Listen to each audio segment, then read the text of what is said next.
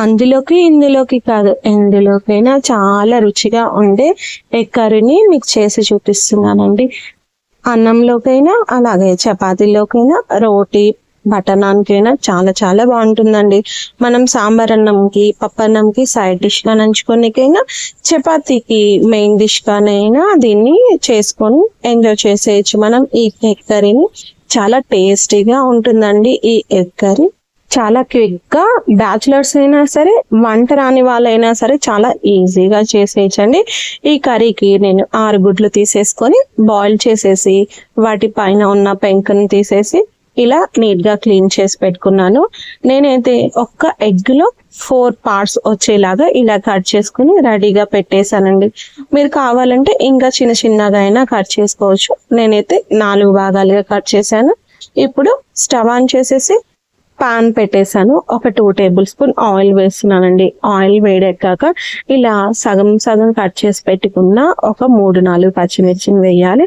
తర్వాత ఇందులోకి బాగా సన్నగా తరిగి పెట్టుకున్న ఉల్లి ముక్కలు, అలాగా వేసామా వేయలేదా అన్నట్టు కొంచెం పసుపు వేసేసి ఈ ఉల్లి ముక్కలు అనేటివి బాగా ఫ్రై అయ్యేలాగా మనం ఫ్రై చేసుకోవాలండి. అటు ఇటు కలిపేస్తూ మాడనివ్వకుండా ఇలా ఫ్రై చేసుకున్నాక, అంటే కాస్త ట్రాన్స్పరెంట్గా మగ్గిపోతే సరిపోతుంది. ఇలా మగ్గిపోయినాక నేనైతే 3 టమాటాలను ఇలా చిన్న చిన్న ముక్కలుగా కట్ చేసి వేస్తున్నానండి.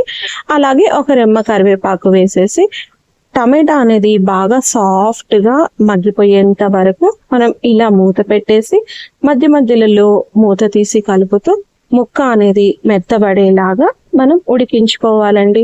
ముక్క మెత్తబడటానికి ఇక్కడ నేను ఇలా చూడండి, గంటెతోటి ఇలా ప్రెస్ చేస్తూ ఉంటే టమాటా ముక్కలోని ఉన్న జ్యూస్ అంతా మనకి ఈ గ్రేవీలోకి వచ్చేస్తుంది.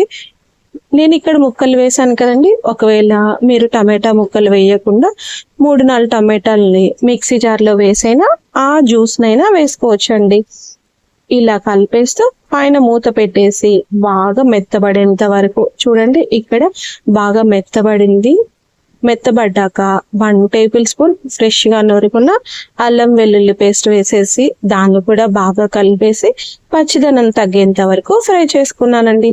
ఇది పచ్చిదనం తగ్గిపోయాక మన కారానికి తగ్గట్టు, రుచికి తగ్గట్టు ఉప్పు, కారం, అలాగే వేయించి పొడి చేసి పెట్టుకున్న ధనియాల పొడి, జీలకర్ర పొడి వేసేస్తున్నానండి.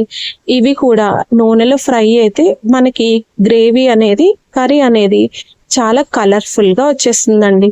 ఇవి 1 నిమిషం నూనెలో మగ్గేలాగా కలుపుతూ ఫ్రై చేసేసుకోవాలి.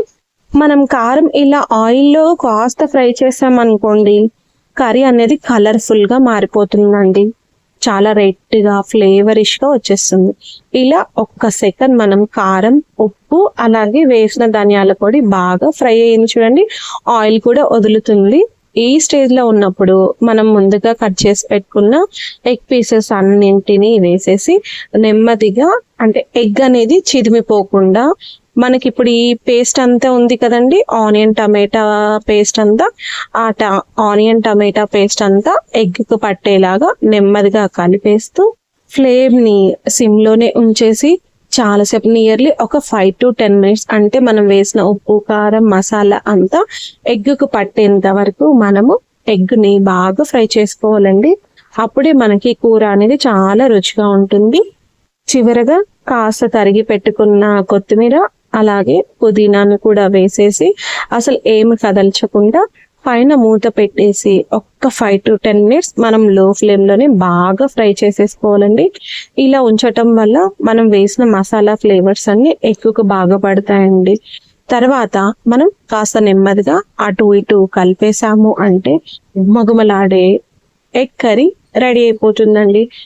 ఇది గ్రేవీ కన్సిస్టెన్సీని మనకి ఇష్టం వచ్చినట్లు ప్రిపేర్ చేసుకోవచ్చు అండి.